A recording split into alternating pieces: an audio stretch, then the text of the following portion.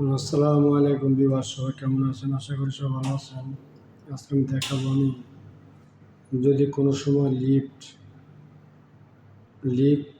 Automatic বন্ধ হয়ে যায় বা যদি কেউ ভিতরে থাকেন, যদি কখন লিফট বন্ধ হয়ে যায় তখন কেউ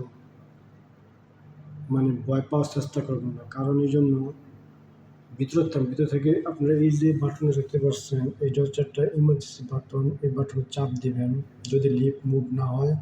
যদি আপনারা ভিতরে থাকেন তখন এটা চাপ দিলে প্রত্যেকটা বাড়ির একটা ম্যানেজমেন্ট অফিস থাকে, অফিসে অটোমেটিক কল যাবে। কল দেওয়ার পরে ওই অফিসের লোক বুঝতে পারবে যে লিফটে কোনো সমস্যা হয়েছে, তখন ওনারা এই লিফটে আসবে। আসার পরে এই ডোর এই ডোরটা খুলবে, খোলার পরে ভিতরে আপনাকে আউটসাইডে নিয়ে যাবে।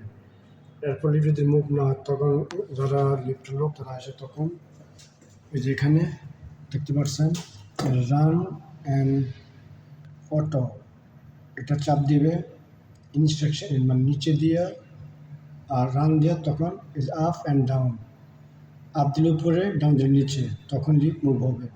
এরপর উপরে কী সমস্যা, তখন উপরে যাবে, লিফটের উপরে যায়, তখন দেখবে কোনো সমস্যা আছে, ওই সমস্যাগুলো তখন লিফট ঠিক করে দিবে। যদি আমার ফেসটা ভালো লাগে অবশ্যই সবাই লাইক করবেন, কমেন্ট করবেন।